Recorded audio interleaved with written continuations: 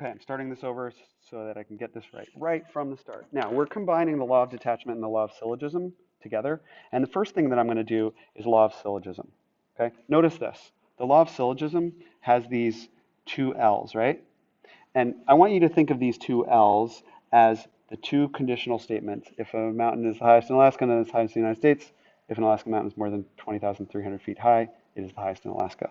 Okay? You take, for the law of syllogism, you take these two conditional statements and you make a new conditional out of it, okay? And these two lines corresponds to those two L's, right? Those two L's represent the two conditional statements you're going to combine.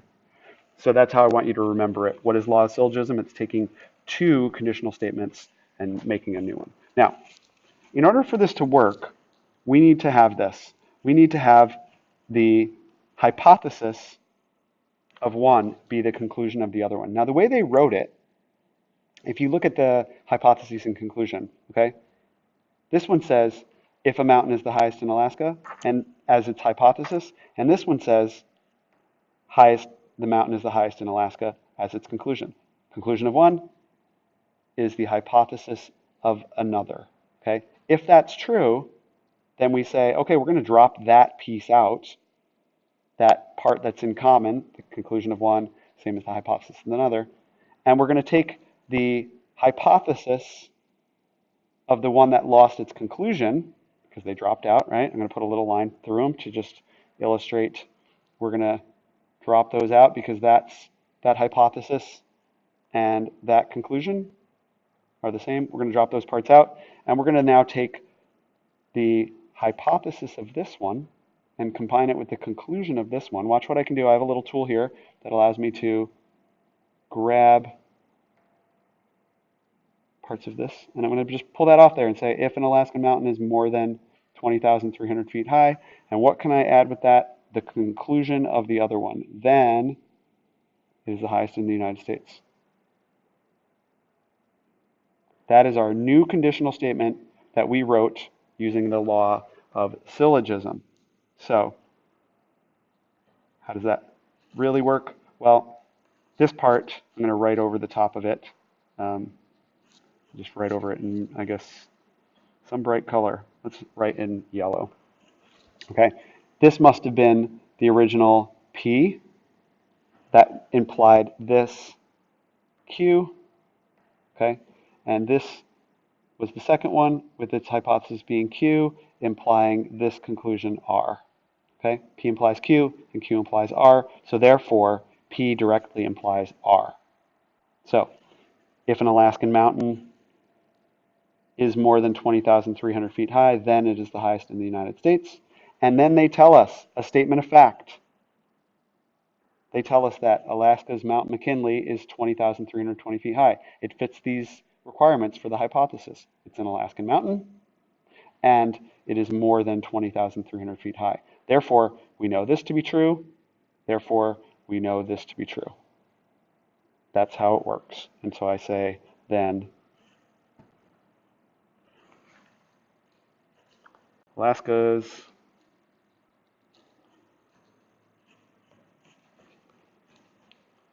Mount McKinley, actually they write it out, so I'll write it out. Mount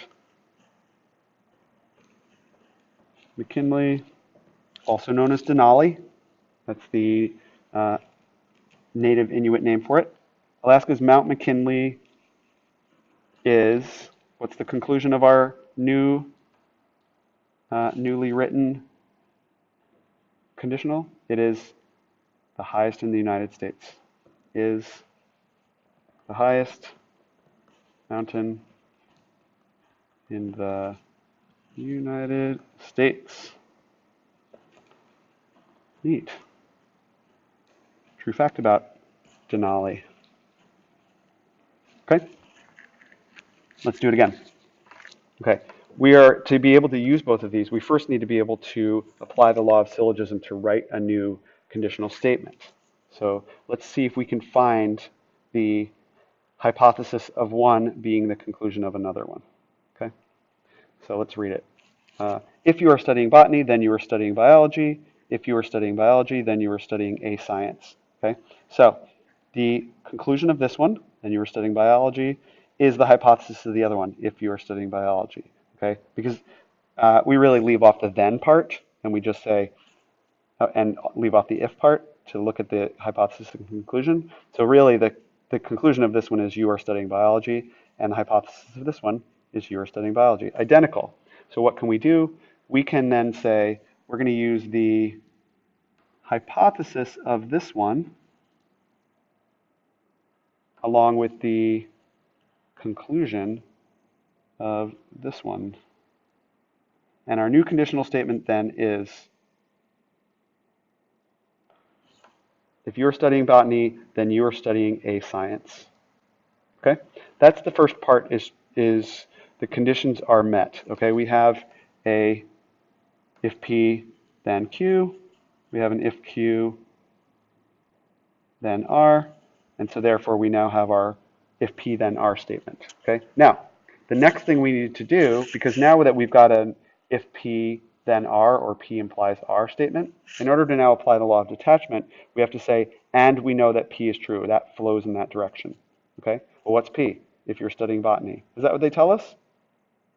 No, it says Shanti is taking science this year. That's kind of saying you're studying a science. Okay? That tells us that this is true. But does R lead to P? Nope. P flows in one direction to R, and it doesn't flow in the other direction backwards. The arrow is not pointing towards the P. So just because we know that R is true does not mean that we know P is true. And so we know that Shanti is taking a science this year. That confirms the conclusion, but does not automatically lead to this. And it makes sense, right? You can be studying a science that's not botany. You could be studying chemistry.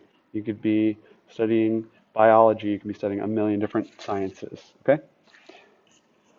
So what's the question? Not possible. Tell why. I'm gonna write, first of all, excuse me, I'm gonna write not possible to make a conclusion.